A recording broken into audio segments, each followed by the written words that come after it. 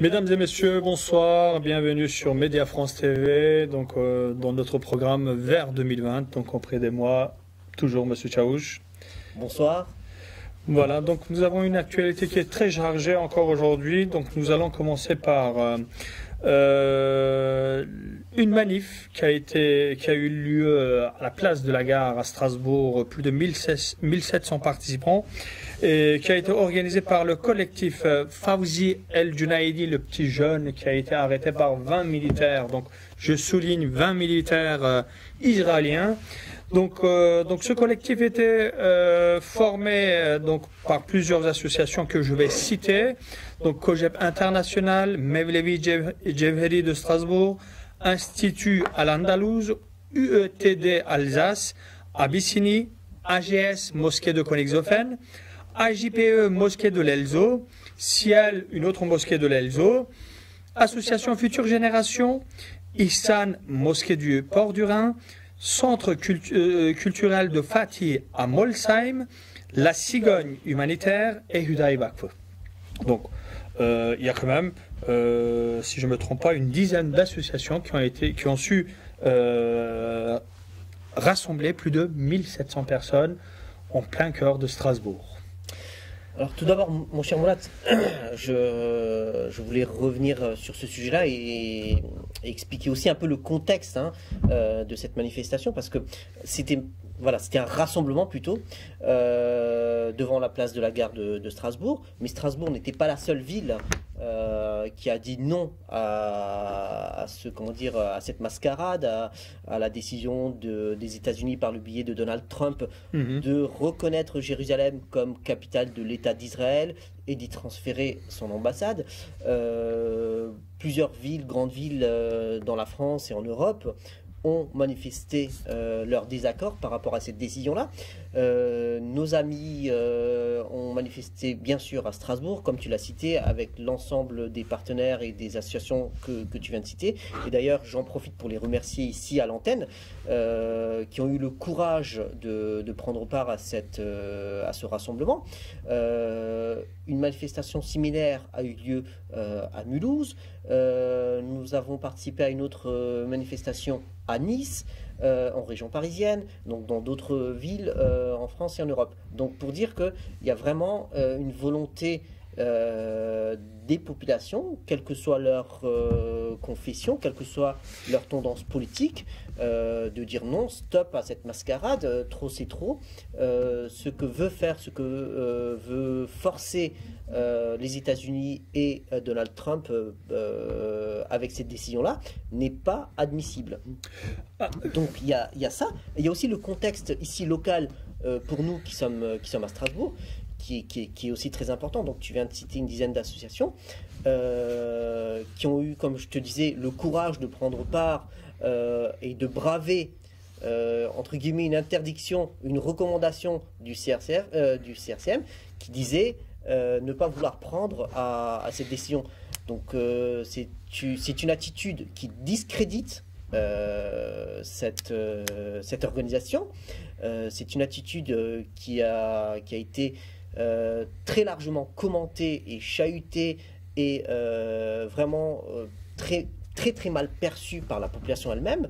Une organisation qui se dit représenter la population musulmane, qui se dit représenter les structures associatives de l'islam en Alsace, qui a peur d'afficher son souhait ou son positionnement par rapport à ce sujet-là. Le rappel, c'est quoi? C'est que ça a été fondé par le président Sarkozy à l'époque, quand il était ministre des Affaires intérieures. Oui, bon, on va pas refaire toute l'histoire, mais voilà, c'est une structure qui existe et qui est censée représenter et rassembler les associations de confession musulmane, qui est censée, représenter ces associations et les fidèles par rapport à leur souci du quotidien dans la pratique de leur religion et tout ce qui touche à l'actualité religieuse de la France et au-delà.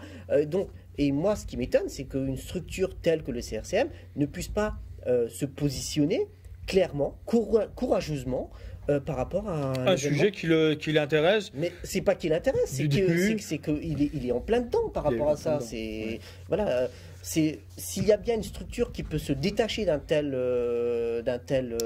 événement ou d'une telle actualité, c'est bien le CRCM qui devrait être le dernier à se détacher d'un tel sujet d'actualité. Et malheureusement, c'était le premier par le biais de son président qui a dit qu'il ne prendrait pas part à ces organisations-là. Bon, dès lundi. Dès lundi, très tôt. Donc il n'a même, pas attendu la réunion de mercredi ou jeudi donc pour se positionner. Donc c'est voilà, c'est dommage. C'est vraiment, comment dire, un manque de lucidité, un manque de courage de leur part. L'avenir nous montrera. Et les Strasbourgeois et les Alsaciens, en termes généraux, n'oublieront pas cet acte, je dirais, de manque de courage de la part de cette structure. Est-ce que c'est juste pour faire le parallèle, mon cher Moulin, tu sais, ils auraient pu avoir le même courage que le CRIF, le CRIF a demandé le jour même au président Emmanuel Macron de suivre la décision des États-Unis. Et donc, d'un côté, tu as un CRIF qui se permet d'avoir des recommandations au président de la République, à la plus haute instance de la République, au président de la République, et d'un autre côté, donc, tu as une autre représentation de la religion musulmane qui a peur de ses convictions et a peur de ses opinions. Une question que la plupart des musulmans français se posent, est-ce que CRCM a eu peur ou a eu des menaces politiques? Pourquoi cet positionnement qui est contraire à l'origine de sa fondation, hein? Les deux peut-être, mais bon, ça n'explique pas ça n'explique pas cette attitude. Peur de quoi? De se faire virer? Peur de perdre son mandat? Peur de quoi? Il va pas aller à la guillotine. Vaut mieux, comment dire, être maître de ses convictions et affirmer haut et fort ce que tu as dans le cœur et ce que demande ta base, la population, les fidèles qui étaient présents avec nous, place de la Gare, qui ont bravé le froid, le vent pour brandir, comment dire, les drapeaux et pour manifester contre cette situation. Donc voilà, l'avenir nous dira, mais actuellement, la balle est dans leur camp. Voilà, il faudrait qu'ils sachent qu'ils ont perdu énormément d'estime aux yeux de la population alsacienne. Déjà, c'est RCM qui disait que les musulmans, les associations musulmanes ne les soutenaient pas correctement. Là, actuellement, ils ont perdu complètement la confiance. Je pense que il faudra partir sur une autre organisation qui pourra rassembler dans le futur ces associations musulmanes. C'est dommage pour eux. Alors, 1700 personnes devant la gare qui ont été appelées par 14 associations exactement. Ce sont des petites associations, entre guillemets, au niveau des chiffres, au niveau des membres, mais qui ont su quand même attirer, en général à Strasbourg, quand il y a ce genre de manifestation, nous attirons autour de 1000 personnes. Là, nous sommes allés au-delà, donc d'après les chiffres de la police, 1700 personnes. Donc, ce qui est quand même étonnant. Donc, qu'est-ce que ça peut dire de l'autre côté? Est-ce que les grandes associations, donc les grandes mosquées de Strasbourg, n'ont plus de valeur? Écoute, n'influencent plus leur... Tu sais, il y a un point qu'on oublie de souligner. C'est que avant samedi 14h, dans les presses locales, a eu le bruit que notre rassemblement allait peut-être être interdit ou n'avait pas d'autorisation, que nous ne pouvions pas nous retrouver place de la Gare. Donc ça semait un peu le doute, la pagaille dans l'esprit des gens. À ça, tu rajoutes l'indifférence ou l'absence du CRCM. Donc tu vois, donc malgré le contexte qui était, on va dire, un peu négatif par rapport à l'organisation d'un tel événement, nous ressortons avec un bilan très positif dans le sens où les structures que tu as citées ont su créer, comment dire, une osmose, ont su créer l'unité la fraternité et ils ont agi, comment dire, d'un bond et ont pu, comment dire, rassembler leurs membres et leurs sympathisants place de la Gare. Ce qu'il faut souligner aussi, c'est que voilà, avec les activités de fête de fin d'année, tout le monde n'était pas disponible aussi pour pouvoir y participer. Donc voilà, c'est quand même un bilan relativement positif par rapport au contexte dans lequel nous étions et par rapport, comment dire, aux différents bruits qui a pu courir sur l'événement. Donc moi, j'estime que c'est un bilan assez positif. C'est un essai qui a été réussi. Reste maintenant à rester dans cette unité pour les prochains événements, pour les prochains sujets d'actualité qui nous concerneront par rapport à l'avenir de ces structures. Alors, il y a d'autres sujets où on va enchaîner très rapidement. Donc, probable interdiction des femmes voilées étant en tant que maman accompagnatrice. Tu as des infos, plus d'infos là-dessus? Alors c'est un souhait du ministre de l'Éducation nationale, M. Jean-Michel Blanquer, qui estime que les mamans voilées n'ont pas leur place à l'école, au sein de l'école, avec les petits-enfants. Donc moi qui suis papa de 4 enfants, étant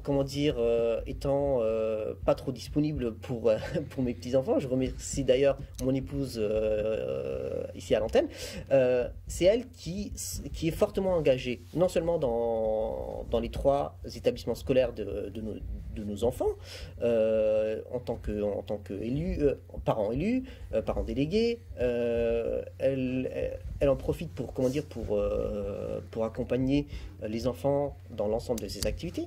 Donc, et quand tu regardes dans les quartiers populaires, quelles sont les personnes les plus disponibles à pouvoir, comment dire, mettre la main à la pâte pour que les activités de ces enfants se déroulent le mieux? Ce sont ces mamans-là.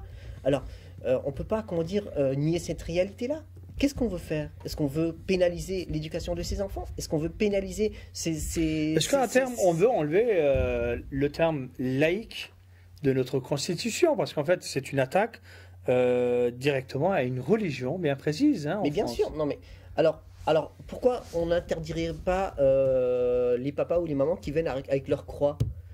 Et pourquoi, comment dire, la personne qui vient avec sa kippa, on ne l'interdirait pas?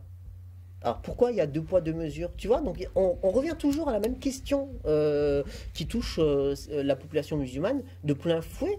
Donc là, on dit les mamans voilées. Alors on cible bien une tranche de la population, une frange de la population. Et pourquoi on se limiterait que à cette population-là?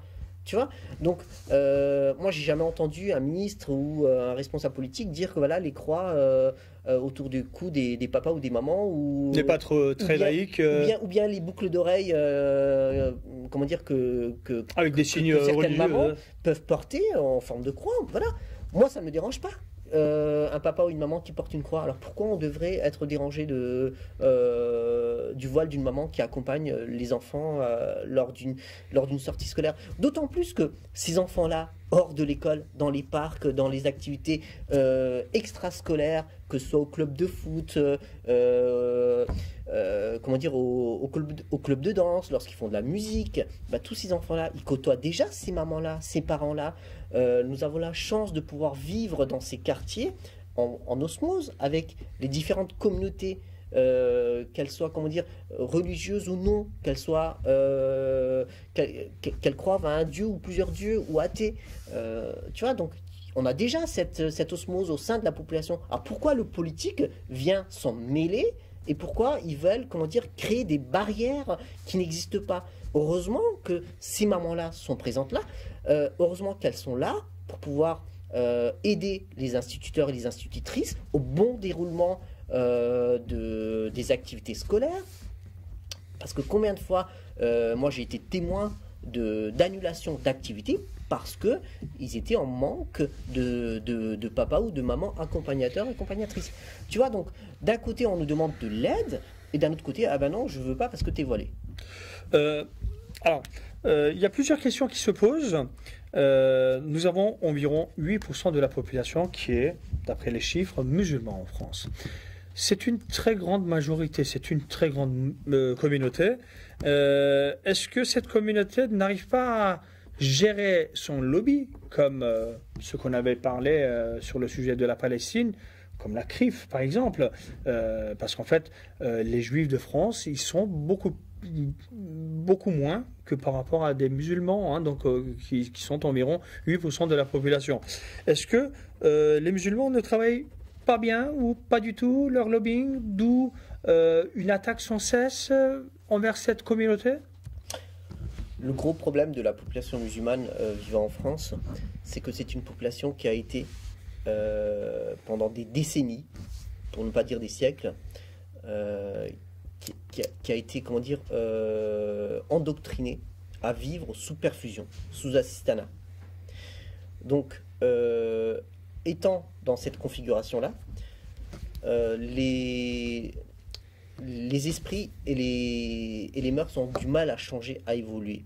C'est-à-dire, nous ne sommes pas, comment dire, obligés d'attendre que tout nous vienne d'un autre. Nous devons passer à l'action, nous devons être demandeurs, nous devons être, comment dire, moteurs de notre destin. C'est ça.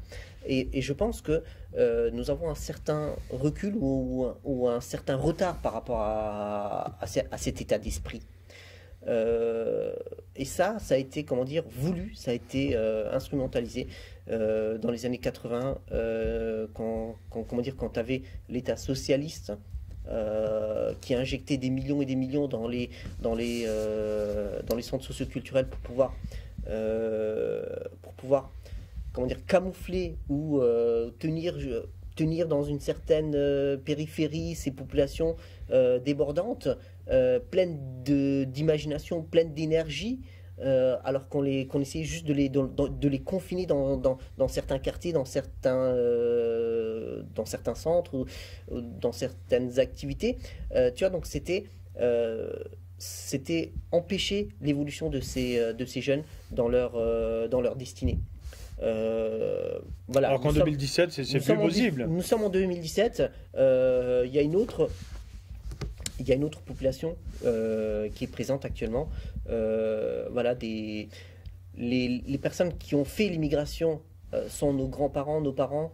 L'actuelle génération est plus en mesure de faire la part des choses.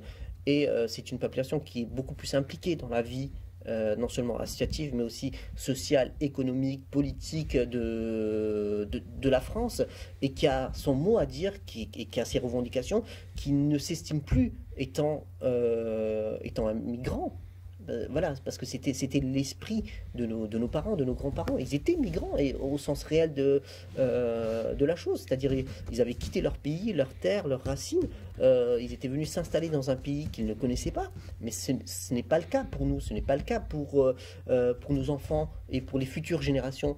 Nous faisons pleinement partie de cette population-là, de ce pays-là. Et nous devons, comment dire, nous définir tels que.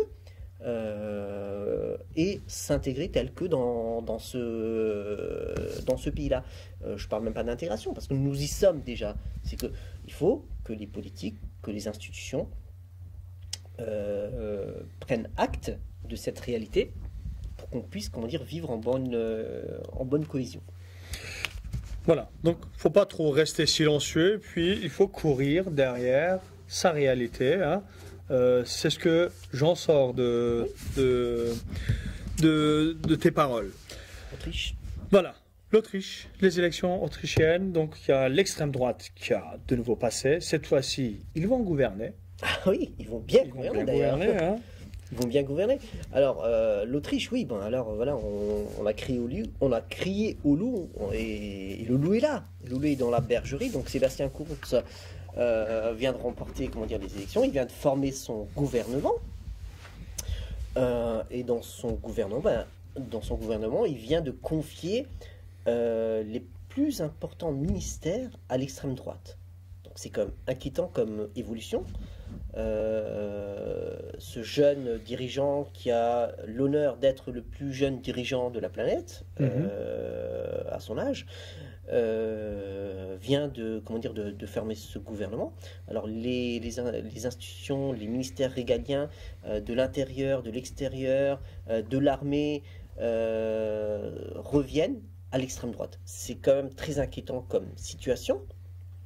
Mais ce qui est encore beaucoup plus important et beaucoup plus inquiétant, c'est qu'il y a un silence assourdissant de la part des institutions européennes par rapport à cette évolution politique de l'un des pays de l'Union européenne.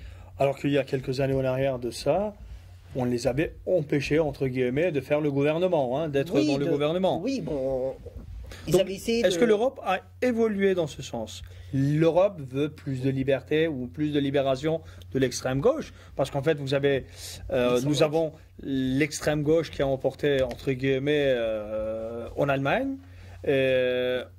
actuellement en Autriche. L'extrême droite, oui. L'extrême droite, pardon, oui. Alors, moi, ce que j'en sors, c'est que, actuellement, il y a une tendance, comme depuis un certain nombre d'années, une tendance politique qui va vers le populisme dans ces pays européens. Là, on vient de passer un autre cap. En confiant des ministères aussi importants, déjà en associant, comment dire, un parti d'extrême droite à la gouvernance d'un pays européen, et en leur confiant des ministères aussi importants, on vient de passer un cap très très important. Donc maintenant, quelle va être la prochaine étape? Est-ce que ça va être la fermeture des frontières? Est-ce que ça va être des expulsions de masse? Est-ce qu'on va avoir des wagons remplis des personnes, issues de l'immigration, issues des différentes vagues migratoires, qui n'ont plus de titre de séjour valable, alors qu'ils ont fait leur vie depuis 10 ans, 15 ans, 20 ans dans ce pays-là, et du jour au lendemain, ils vont se retrouver, expulsés de leur vie, de leur maison, de leur emploi. Voilà, c'est la question que je me pose. Vers où est-ce qu'on se dirige? Mais ce qui est le plus important, c'est que l'Europe, actuellement, on n'entend pas sur ce sujet-là. Alors, est-ce que c'est voulu? Est-ce qu'ils ont des garanties? Est-ce qu'il y a eu un marchandage derrière des portes closes et que nous n'avons pas les informations, qui n'ont pas fuité? Voilà, c'est la question que je me pose. Donc voilà, mais c'est très inquiétant, surtout que l'Autriche, est l'un des premiers pays de l'Union européenne qui borde, les frontières externes de l'Union européenne, et qui est confronté à la vague migratoire venant de la Syrie via la Turquie, les Balkans, et qui veulent rejoindre, l'Europe de l'Ouest. Moi-même, j'ai été témoin, des migrants sur les routes d'Autriche, qui étaient, en train de traverser le pays pour pouvoir rejoindre l'Allemagne, l'Angleterre, la France. Voilà. Donc c'est inquiétant, non seulement pour les migrants, mais beaucoup plus inquiétant pour les personnes, vivant en Autriche, et aussi inquiétant pour l'avenir de la démocratie européenne, dans le sens où est-ce que ça ne va pas donner beaucoup plus, de courage ou de volonté aux autres partis populistes et d'extrême droite. On parle toujours du FN en France, avec Marine Le Pen, mais tu sais que maintenant... il y a une petite division, donc... Il y a la division, voilà. C'est notre prochain sujet. On va aborder peut-être tout de suite ce sujet. Les patriotes de Philippot, sur scène. Oui. Et donc, est-ce que... l'extrême droite de l'Autriche qui a su aller au pouvoir, alors que chez nous, FN se divise.